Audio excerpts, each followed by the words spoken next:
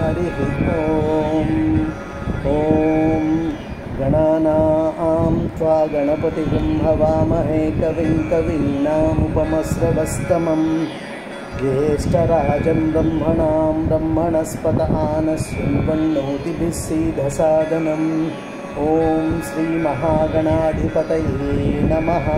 प्रणो देवी सरस्वती वाजेभिर्वाजिनीवती धीनामभित्र्यवतु वाग्देव्यै नमः। ॐ मातृदेवो भव पितृदेवो भव आचार्यदेवो भव अतिथिदेवो भव। ओम नमो श्री शंकर भगवत्पाद जगद्गुरुवे नमः। ओम नमो भगवते रामानुजाय नमः। अभ्रमं बंगरहितं अजडं विमलं सदानन्दतीर्थम् अतुलं भजे तापत्रयापहं वादिराजगुरून् वन्दे हयग्रीवपदाश्रयान्। वादिराजकेसरिणे नमः। पूज्याय राघवेन्द्राय सत्यधर्मरताय च भजतां कल्पवृक्षाय नमतां कामधेनुवे। हरिः ॐ व्यासाय विष्णुरूपाय व्यासरूपाय विष्णवे ॐ नमो श्रीवेदव्यासभगवाने नमः। हरिः ॐ। Dear friends, today let us discuss regarding the roots of Hindu philosophy. Hindu తత్వశాస్త్ర మూలం ఎక్కడి నుంచి వచ్చింది, ఏ విధంగా ఉంది అనే తెలుసుకునే ప్రయత్నం చేద్దాం. హిందూ తత్వశాస్త్రము అంటే సనాతన ధర్మము. ఎందుకంటే తత్వశాస్త్రం ధర్మాన్ని సూచిస్తుంది.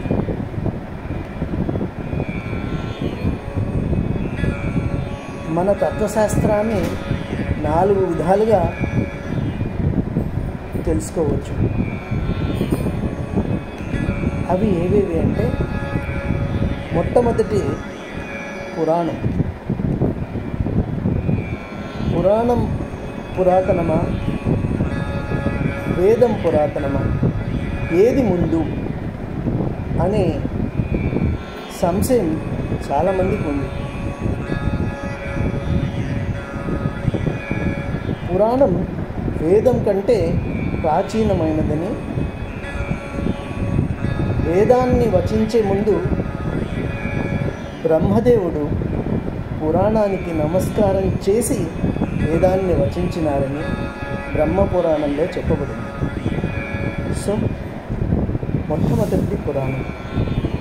రెండవది వేదం. మూడవది దర్శనం. నాలుగవది ఇతిహాసం. సో మన హిందూ తత్వశాస్త్రాన్ని 4 విధాలుగా మనం అర్థం చేసుకోవచ్చు. ఈ 4 they form the foundation, the edifice. They form the edifice on which the entire Hindu philosophy is built. మొట్టమొదటిగా ఒక్కొక్క దాని గురించి విస్తారంగా తెలుసుకునే ప్రయత్నం చేద్దాం. మొట్టమొదటిది పురాణం. పురాణం పురాతనమితి నవ్యం అంటారు పెద్దలు. అంటే ఎంత పురాతనమైనప్పటికీ నవ్యంగా ఉండేది పురాణం. ఎప్పుడు పురాణ పఠనం చేసినా మనము అది కొత్తగానే ఉంటుంది. అది పురాణం యొక్క గొప్పతనం. పురాణాలు 18. ఎందుకు నవ్యంగా ఉంటుంది పురాణము అంటే, ఆ పురాణంలోని సారాంశాలు, విషయాలు ఎప్పటికీ మనసుకు ఉత్సాహాన్ని, ఉల్లాసాన్ని కలిగించే విధంగా ఉంటాయి. భాగవత పురాణంలో మొట్టమొదటి శ్లోకంలోనే పోతనామాత్యుల వారు అంటారు, శ్రీకైవల్య పదంబు చేరుటకునై చింతించదన్ లోకరక్షైకారంభకు భక్తపాలన కళా సంరంభకు గానవోద్రేక స్తంభకు కేళిలోల విలసదృగ్జాల సంభూత నానాకంజాత భాండ కుంభకు మహానందాంగనాడింబకు అంటాడు. అంటే what is the ultimate aim of life? అంటే ఏ జీవనానికైనా ముక్తి, attaining eternity is the very purpose of the life, particularly for human beings. అంటే మనుషులు అంటే ముక్తి అంటే జన్మరాహిత్యమే, భగవంతుని సాన్నిధ్యాన్ని చేరుకోవడమే. దీనికి అఫ్కోర్స్ ద్వైత విశిష్టాద్వైత అద్వైత పరంగా వ్యాఖ్యానాలు ఉపమానాలు ఉన్నాయి. అది మనం విపులంగా తర్వాత చర్చించుకోవచ్చు. కానీ అల్టిమేట్గా the very purpose of the human life is to reach eternity. ఇది మొట్టమొదటి శ్లోకంలోనే గొప్పగా గ్రంథ సారస్వతాన్నంతా ఒక్క శ్లోకంలో చెప్పగలిగిన మహానుభావుడు పోతనామాత్యుడు. ఎంత చక్కటి వివరణ ఉంటుంది అంటే, ఆయన ఈ విధంగా చెప్తారు, నిగమములు వేయి చదివినను సుగమంబులుగావు ముక్తి శుభగత్వంబుల్ సుగమంబు భాగవతమును నిగమంబు పఠింప ముక్తి నివసనము బుధా అంటాడు. అంటే 1000 సార్లు వేదాన్ని చదివినా ముక్తి లభిస్తుందో లేదో తెలియదు, కానీ ఒక్కసారి భాగవత పఠనం చేస్తే ముక్తి ఖచ్చితంగా లభిస్తుంది. అంటే పోతనామాత్యులకు ఆయన సాహిత్యము, ఆయన నమ్రత అనితర సాధ్యము, అనన్య సామాన్యము. ఈ 2 పదాలు ప్రాబబ్లీ పోతనకు మాత్రమే అప్లికబుల్ అవుతాయండి. ఎందుకంటే ప్రతి కవికి లేశమాత్రమైన అహంకారం ఉంటుంది. సరస్వతి కటాక్షం ఉండడం మూలాన కొంచెం అహంభావం ఉంటుంది. అది వారి వారి సాహిత్యంలో ఎక్కడో ఒక చోట ప్రస్ఫుటమవుతుంది. కానీ పోతనామాత్యుల వారి భాగవతంలో భక్తి తప్ప, భక్తి సాహిత్యం రెండే కనిపిస్తాయి. ఆయన ఎంత వినమ్రశీలి అంటే మొట్టమొదట్లోనే చెప్తాడు, పునరన్నన్నయ తిక్కనాది కవులి విన్ పురాణావళిం తెనుగుంజేచు మత్పురాకృత శుభాధిక్యంబుదానెట్టిదో తెనుగుంజేయరు మున్ను భాగవతమున్ దీనిని తెనింగించి మజ్జననంబు సఫలంబు చేసద పునర్జన్మంబు లేకుండగన్ అంటాడు. అంటే నేను ఎంత అదృష్టం చేసుకున్నానో,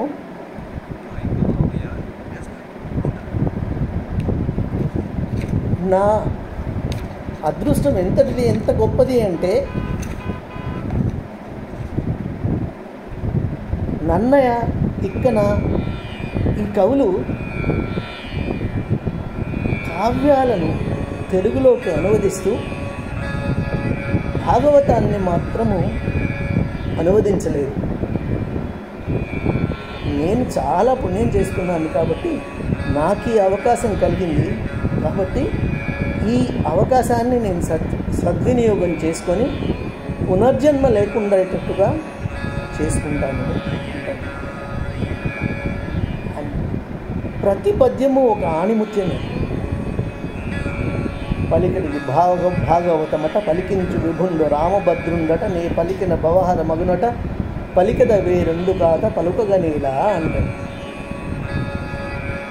అంటే నేను పలుకుతున్నా నాతో పలికించేటివాడు రామచంద్రమూర్తి. ఆయన నా చేత భాగవతాన్ని పలికింప చేస్తున్నప్పుడు వేరొక కథ నేను ఎందుకు పలుకుతాను అని అంటాడు. భాగవతం మీద ఆల్రెడీ నేను 2-3 ప్రోగ్రామ్స్ చేశాను. భాగవతం గురించి చెప్తూ ఉంటే నేను మర్చిపోతూ ఉంటాను. వినేవాళ్లకు అలాగే ఉంటుంది. చెప్పే వాళ్ళకు అలాగే. ఎందుకంటే భగవంతుడు ఎంత కరుణామయుడు అనేది భాగవతంలో చక్కగా వర్ణించారు. అల వైకుంఠపురంబులు నగరిలో నామూల సౌదంబుదాపల మందార వనాంతర ప్రాంత కాంతేందు పనాత్. అల వైకుంఠపురంబులో నగరిలో నామూల సౌదంబుదాపల మందార వనాంతర సరక్రాంతేందు కాంతోపలోత్పల పర్యంకర మా వినోదేవు నాపన్న ప్రసన్నుండు విఫల నాగేంద్రము పాహి పాహి అని గుయ్యాళించి సంభ్రమి అయి సిరికింజప్పడు శంఖచక్ర యుగముంచేదోయి సంధింపడే పరివారంబు జీరడబ్రగపతి వన్నింపడాకన్నికాంతరతమిల్లముంజక్కనొత్తడు వ్యాధ ప్రవర్తితం శ్రీకుచో పరిచేలాంచలమైన వీడడు గజ ప్రాణావనోత్సాహి అంటాడు. ఇలా చెప్పుకుంటూ పోతే అంటే భగవంతుడు ఎప్పుడు మనల్ని రక్షించడానికి సిద్ధంగా ఉంటాడు. కానీ మన ప్రార్థన భగవంతుణ్ణి కదిలింపజేసేటటువంటి విధంగా ఉన్నది. గజేంద్ర మోక్షంలో గొప్పతనం అదే ఈ పద్యంలో చెప్పుకుంటుంది. భగవంతుడు అన్నటువంటి వాణ్ణి కదిలింపచేయగలిగిన శక్తి భక్తి గజేంద్రుడికి. అండ్ ప్రతి ఒక్క పద్యము ఇట్ ఈస్ వండర్ఫుల్. ఎందుకంటే భాగవతానికి ప్యారలల్ లేదు అసలు. పురాణాలన్నీ ఒక ఎత్తు అయితే అంటే ఇది నా ఒపీనియన్, భాగవతం మాత్రమే ఒక ఎత్తు. అందుకేనేమో జంధ్యాల పాపయ్య శాస్త్రి గారు అంటారు, ఖ్యాతి గడించుకున్న కవులెందరూ లేరు, అదేమి చిత్రమో పోతన ఎన్నచో కరంగిపోవు నడంద జోహారు సీతకై చేతులు లేదు ఈ జన వశీకరణాద్భుత శక్తి చూడగా ఆయన పేరులోనున్నదో ఆయన భాగవతాననున్నదో అంటాడు. See how wonderful it is. Okay, it is a little example of పురాణం. అంటే పురాణం పురాతనమితి నవ్యం అంటే ఎప్పుడు పురాణ పఠనం చేసినా మనకు అది కొత్తగా అనిపిస్తుంది. It remains ever inspiring. భక్తి భావాన్ని ఎప్పుడు కలుగజేసేది, కొత్తగా కలుగజేసేది, ఆలోచింపజేసేది, హృదయాన్ని రంజింపజేసేది, హృదయాన్ని భక్తుని వైపు పరివర్తింపజేసేది అది పురాణం. సో ఈ పురాణాలు 18 పురాణాలను గుర్తుపెట్టుకోవాలంటే దెర్ ఈజ్ ఎ ఫార్ములా. మకారద్వయం మకారద్వయం ఇది ప్రకారత్రయం వకార చతుష్టయం అనాపలింగ పూస్కాని పురాణాన్ని పృథక్ పృథక్ అంటారు పెద్దలు. అంటే ఈ పురాణాలు ఏవేవి అంటే మత్స్య పురాణము, మార్కండేయ పురాణము, భవిష్య పురాణము, భాగవత పురాణము, బ్రహ్మ పురాణము, బ్రహ్మాండ పురాణము, బ్రహ్మ వైవర్త పురాణము, వాయు పురాణము, విష్ణు పురాణము, వామన పురాణము, వరాహ పురాణము, అగ్ని పురాణము, నారద పురాణము, పద్మ పురాణము, లింగ పురాణము, గరుడ పురాణము, స్కాంద పురాణము, కూర్మ పురాణము. సో 18 పురాణాలు ఉన్నాయి. ఈ పురాణాలకు 18 ఉప పురాణాలు కూడా ఉన్నాయి. కార్తీక పురాణము, దేవి భాగవతము ఇలాంటివన్నీ ఉప పురాణాలు. సో మన మూలాలు అక్కడి నుంచి వచ్చినాయి. ఏ పురాణమైనా అసలు what is the purpose of doing, ఇవన్నీ నేర్చుకోవాల్సిన అవసరము, ఇవన్నీ దేన్ని తెలియజేస్తాయి అనేది మనం లాస్ట్లో చర్చించుకుందాం. సో మన హైందవ సంప్రదాయము, హిందూ తత్వశాస్త్రం మూలాలకు మొట్టమొదటి పురాణం, తర్వాత వేదం.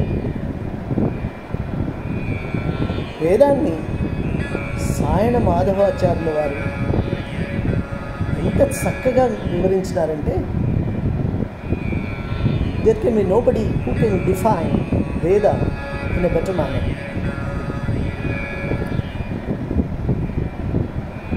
సాయణ మాధవుల వారు వేదాన్ని ఈ విధంగా చెప్తారు.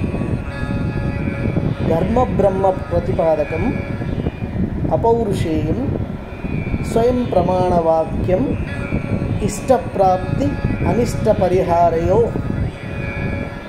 సహి అజ్ఞాతార్థ జ్ఞాపక యో గ్రంథౌ సవేదయతి వేద అంటారు. అంటే వేదం అంటే ఏమిటి అంటే వేదాన్నే నిగమని శృతి అని కూడా అంటారు. పరబ్రహ్మని గురించి తెలియజేసేది వేదం.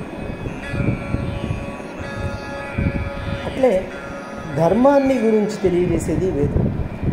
ధర్మాన్ని బ్రహ్మమును ప్రతిపాదించేది వేదం.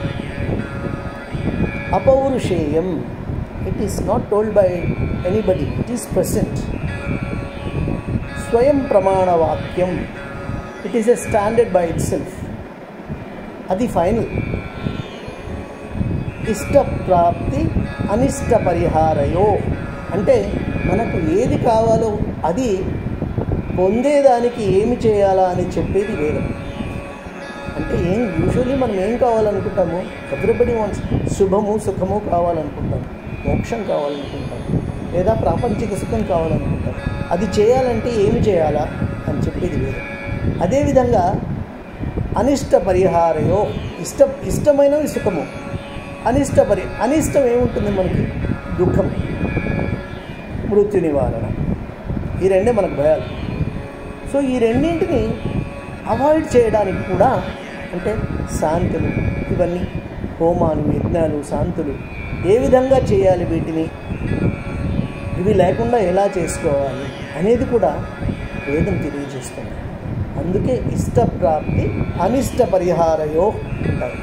తర్వాత సహి అజ్ఞాతార్థ జ్ఞాపక, అంటే whenever we have any doubt, ఎక్కడన్నా సంశయం కలిగినప్పుడు, ఆ సంశయానికి లేదా సందిగ్ధం కలిగినప్పుడు దీనికి ఇది కరెక్టా కాదా అని తెలుసుకోవాలి. దాన్ని ఎక్కడ తెలుసుకోవాలి మనము అంటే వేదంలో. ఎక్కడైతే అంటే స్పష్టంగా తెలియచేసేది వేదం. సంశయాన్ని కానీ సందిగ్ధాన్ని కానీ తొలగించి స్పష్టమైన వివరణ ఇవ్వగలిగిన శాస్త్రము, గ్రంథము వేదం. ఇది సాయణాచార్యులు, సాయణ మాధవులు ఇచ్చిన definition. Probably this is the most exhaustive definition of వేద. అండ్ వేదాలు 4 మనకు తెలుసు. 4 వేదాలు: ఋగ్వేదము, సామవేదము, యజుర్వేదము, అధర్వవేదము. సో 4 వేదాలు. అండ్ వేదాన్ని శృతి అని కూడా అంటారు. ఈ శృతిని బేస్ చేసి, శృతి మీద ఆధారపడి స్మృతులు రచించబడ్డాయి. అంటే శృతి, స్మృతి, వేదంలో ఏమి చెప్పబడింది, ఏది ఆచరింపబడాలి అనేది తెలిపేది స్మృతి. సో స్మృతి ఈజ్ బేస్డ్ ఆన్ శృతి. సో 4 వేదాల మీద కలిపి 18 స్మృతులు ఉన్నాయి. అంటే మన్యుస్మృతి, పరాశర స్మృతి, యాజ్ఞవల్క్య స్మృతి, యమస్మృతి, ఇలాంటివి 18 ఉన్నాయి. ఈ 18 స్మృతులకు మరీ 18 ఉపస్మృతులు ఉన్నాయి. సో వేదానికి సంబంధించినంత వరకు శృతి, స్మృతి. సో శృతి, స్మృతుల మీద ఆధారపడింది. నెక్స్ట్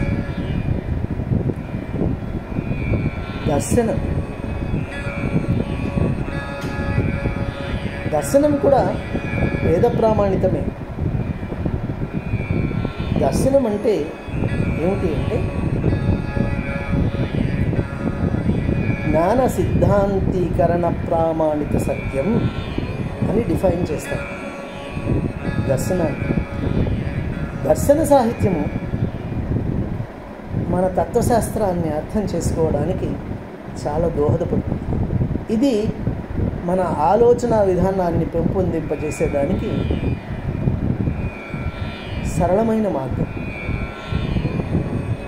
దర్శనం జ్ఞాన సిద్ధాంతీకరణ ప్రామాణిక సత్యం. మనం అందరూ అంటున్నాం దర్శనం అనేది మామూలుగానే మనం వాడే పదం. దర్శనం అంటే వెంకటేశ్వర స్వామి ఉన్నాడు తిరుమలలో, సో ఆయన ఉన్నాడు అనే జ్ఞానం మనకుంది. సిద్ధాంతీకరణ అంటే ఆయన ఉన్నాడంటే ఆయన దగ్గరికి మనం పోయి చూడాలా అంటే we have to undertake journey, we have to go to Tirupati and we have to go to Tirumala and we have to make arrangements and have his దర్శనం. ఏ విధంగా చేయాలి దర్శనము, వెంకటేశ్వర స్వామి దర్శనం ఏ విధంగా చేసుకోవాలి? వెళ్తాం, దర్శనం చేసుకుంటాం, కన్నుల పండుగ మనకు. ఆయన చూస్తుంటే చాలా ఆనందం కలుగుతుంది, అనిర్వచనీయం అది. సో జ్ఞాన సిద్ధాంతీకరణ ప్రామాణిక సత్యం అంటే నేను చూసి వచ్చినాను, వెంకటేశ్వర స్వామిని కళ్ళారా దర్శనం చేసుకున్నాను అంటే వీక్షించగలిగినాను, తెలుసుకోగలిగినాను, ఆయన విగ్రహాన్ని చూసి ఆరాధించినాను. ఇది సత్యం.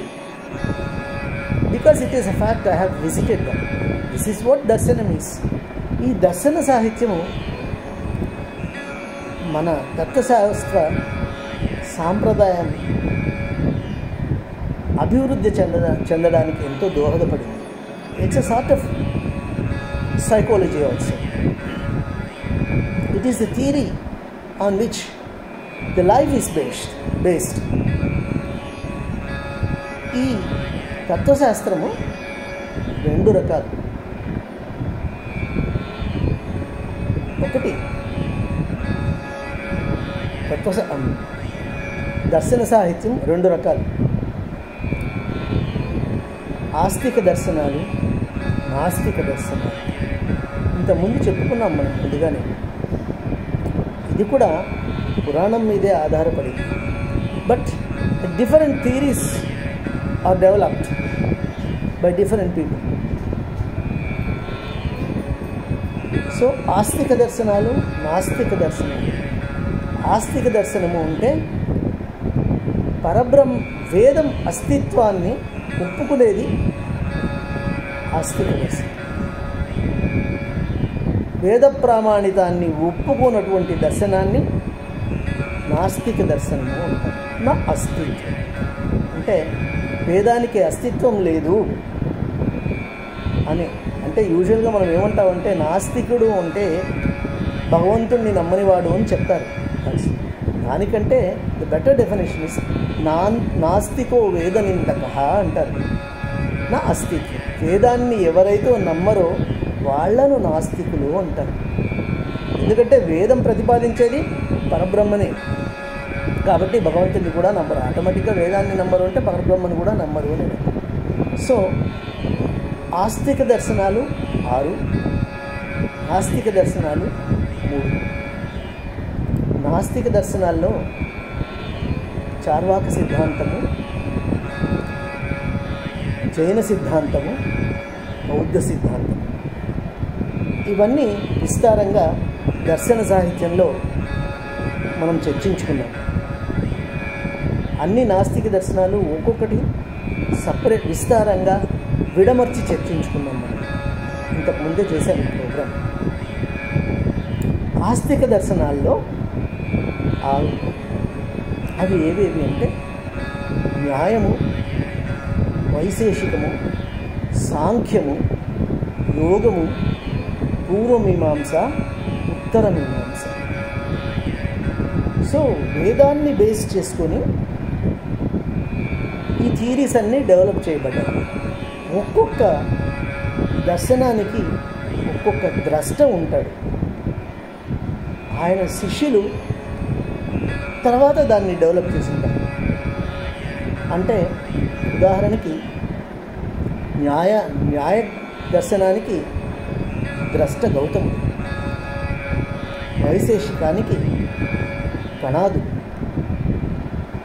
సాంఖ్యానికి కపిలుడు, యోగానికి పతంజలి, పూర్వమీమాంసకు జైమిన్యాచార్యులు, ఉత్తరమీమాంసకు బాదరాయణ వ్యాసులు.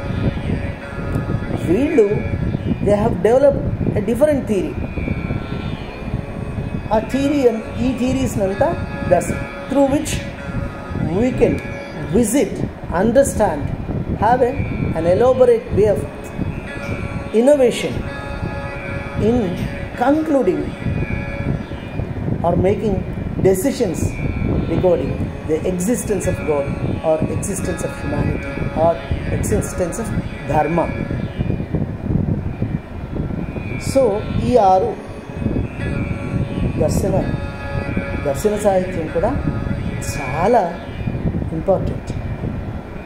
హిందూ సాహిత్యంలో, హిందూ తత్వశాస్త్రంలో చాలా ముఖ్యమైన భాగం. నెక్స్ట్, ఇతిహాసం. ఇతిహాసం అంటే ఈ దర్శన సాహిత్యంలో ద్రష్టలు ఉన్నప్పటికీ ఈ ద్రష్టలు ప్రతిపాదించిన సిద్ధాంతాన్ని వారి వారి అనుయాయులు అంటే శిష్యులు ఫర్దర్ డెవలప్ చేసి వాటి మీద వార్తికాలు, కారికలు రాసి they have improved and they have taken further this దర్శన సాహిత్యం. సో చివరిగా ఇతిహాసాలంటే మనకు 2 ఇతిహాసాలు, మహాభారతము, రామాయణం. ఇతిహాసం అంటే చరిత్ర. It has a historical history. There are evidences that these things have taken place. చరిత్ర అంటే ఇప్పటికీ అయోధ్య ఉంది, కురుక్షేత్రం ఉంది, హస్తినాపురం ఉంది. సో ఎప్పుడు రాముడు పుట్టినాడు, ఎప్పుడు కృష్ణుడు పుట్టినాడు అనే డేట్లు కూడా తర్జనభర్జనలు జరుగుతున్నాయి. ఇవి జరిగినాయి. సో వీటిని ఇతిహాసాలు అంటారు. సో మొత్తం హిందూ తత్వశాస్త్రం అంతా మంత్రం కానీ, తంత్రం కానీ, యోగం కానీ, వేదాంతం కానీ ఏదైనా సరే it comes under the purview of only these subjects. అంటే 18 పురాణాలు, 18 ఉపపురాణాలు, 4 వేదాలు, 6 దర్శనాలు, 18 స్మృతులు, 18 ఉపస్మృతులు, 6 దర్శనాలు, 2 ఇతిహాసాలు. ఎవరు ఏమి చెప్పినా, ఎవరు ఏమి మాట్లాడినా హిందూ శాస్త్రాన్ని గురించి అవన్నీ వీటికి లోబడే ఉంటాయి. దీనిలో ఎటువంటి సందేహం లేదు.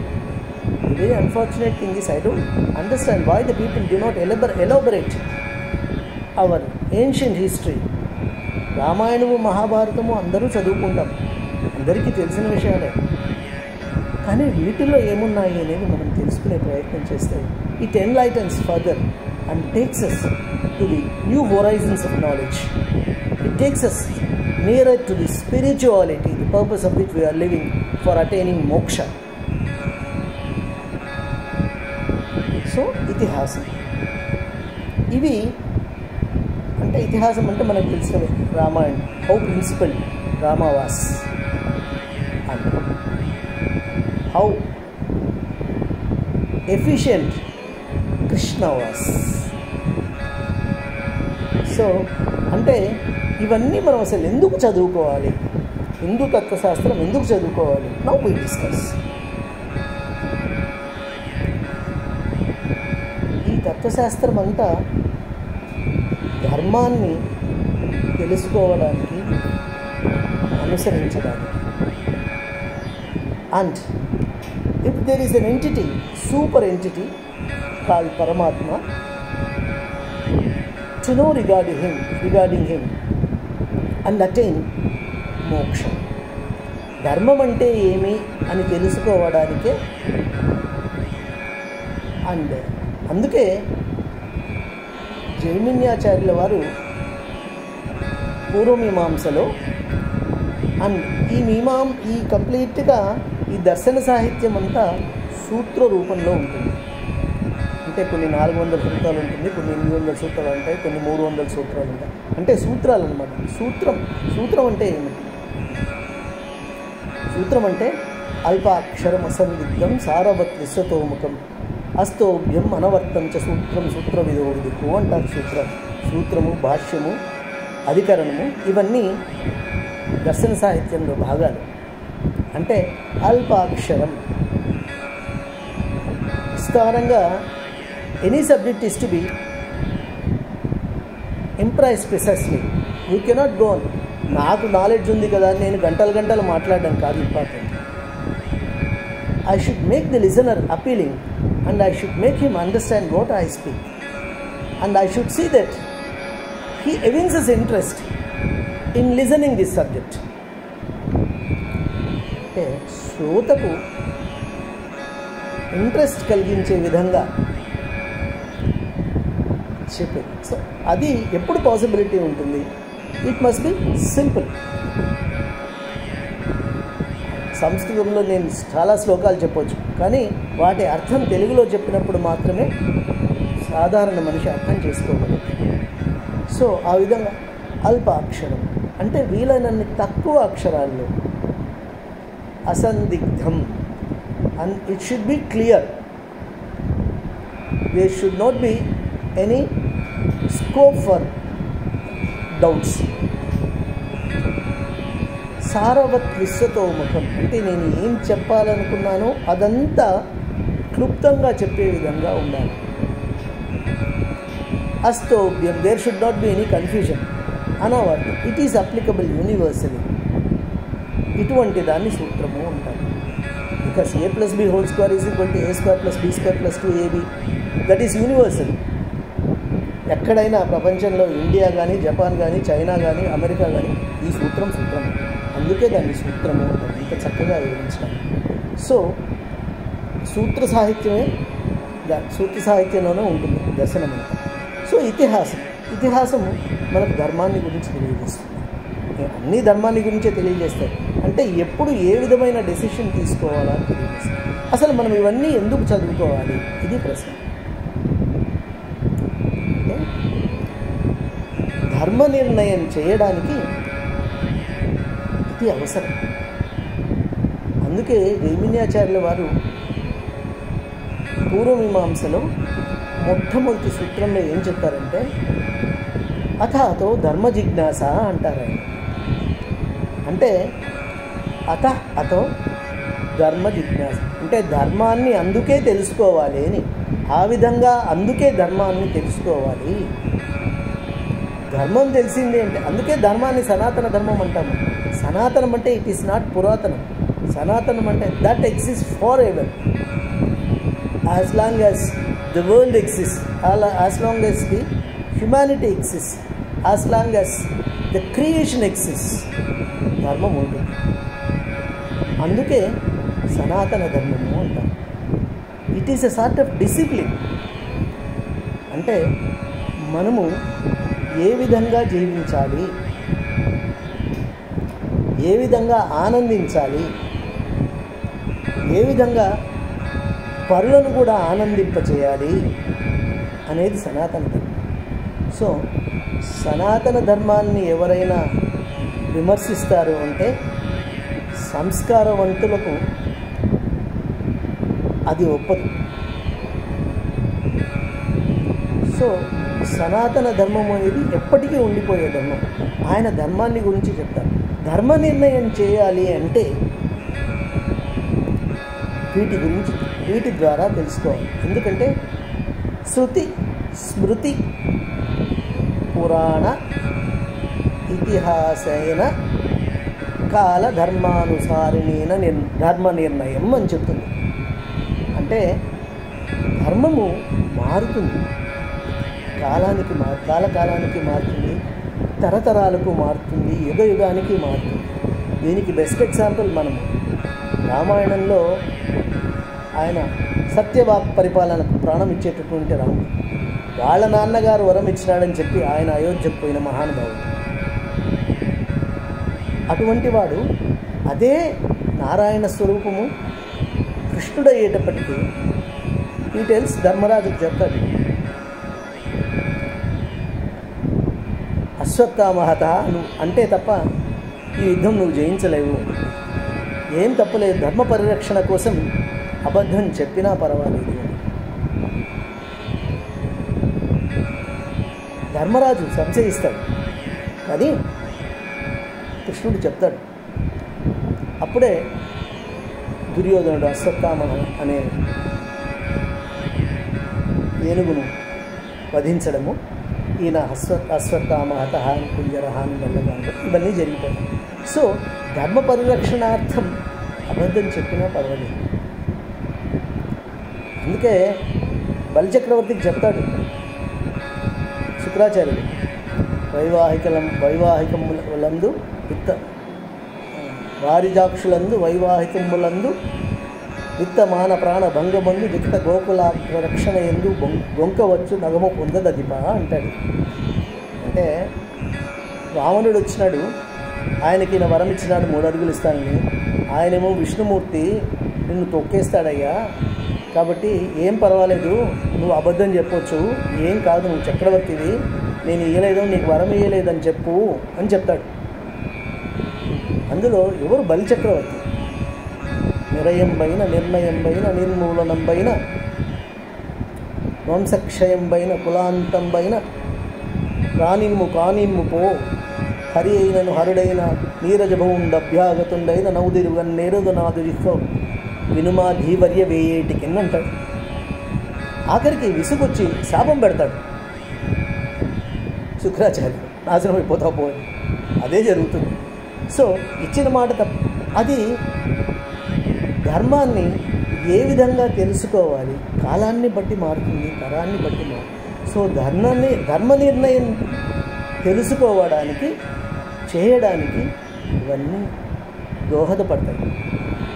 అందుకే మనము హిందూ తత్వశాస్త్రాన్ని చదువుకోవాలి. సనాతన ధర్మం ఏమని చెప్తుంది? ఒకే ఒక సెంటెన్స్ సనాతన ధర్మం, మిగతావన్నీ ఒక ఎత్తు. సత్యం బ్రూయాత్ ప్రియం బ్రూయాత్ నా బ్రూయాత్ సత్యం అప్రియం ప్రియం చ నానృతం బ్రూయాత్ ఏష ధర్మ సనాతన అంటుంది. ఇదొక్కటి ఇప్పటి మనిషి గుర్తిస్తే ప్రపంచ శాంతి సాధ్యమవుతుంది. సత్యం చెప్పాల్సింది, సత్యమే చెప్పు, ప్రియంగా చెప్పు, ప్రియంగా చెప్పు. You tell the truth in such a manner he gets not disturbed. The other person who receives the news is not upset. No can be said very sweetly. So ప్రియం అంటే ఎప్పుడు కూడా సత్యము చెప్పినా కూడా అటువంటి ఆ పక్క మనిషి కష్టపడకుండా, మనసు కష్టపడకుండా విధంగా చెప్పాలి. సనాతన ధర్మం అదే చెప్తుంది, ఎప్పుడూ సత్యమే చెప్పు అని చెప్తుంది. సో ఇది మనం రియలైజ్ చేస్తే there cannot be any difference of ఒపీనియన్లు, గొడవలు రానే రావు. సో ధర్మ నిర్ణయం చేయడానికి మనకు ఈ సాహిత్యం చాలా అవసరం. అందుకే మనము హిందూ ఫిలాసఫీ చదవాలి. In fact it is a discipline way of living. Hindu తత్వశాస్త్రం అంతా ఏమి అంటే, సనాతన ధర్మం ఏం చెప్తుందంటే, you live comfortably and let the others live peacefully. నువ్వు ఆనందదాయకంగా జీవించు, ఆనందించు, వేరే వాళ్ళని కూడా ఆనందింపచు. సో అప్పుడు హృదయరంజకంగా ఉంటుంది ఈ ప్రపంచం అని చెప్తుంది. ఇదే సనాతన ధర్మం. ఈ ధర్మాన్ని తెలుసుకోవడానికి రాముడు, కృష్ణుడు, మనం we have to quote all these things. పలానా పురాణం కానీ వేదం కానీ ఏ వేదంలో ఏంది అక్కడ అంటే ఇన్ కేస్ ఆఫ్ సంశయము సందిగ్ధం కలిగినప్పుడు శృతి, స్మృతి, పురాణ, కాల అంటే కాలాన్ని బట్టి కూడా మారుతుంది కాబట్టి కాలాన్ని బట్టి ధర్మాన్ని బట్టి మారుతుంది కాబట్టి ఎటువంటి కాలంలో ఏ పరిస్థితిలో ఎటువంటి ధర్మ నిర్ణయం తీసుకోవాలి అనేది తెలుసుకోవడానికి మనం తత్వశాస్త్రాన్ని చదువుకోవాలి. ఓకే, నెక్స్ట్ వీ డిస్కస్ అంటే పురాణం అంటే ఏమి, వీటన్నిటిని గురించి ఒకసారి మనము సపరేట్గా will have a detail discussion. ఓం నమో నారాయణ.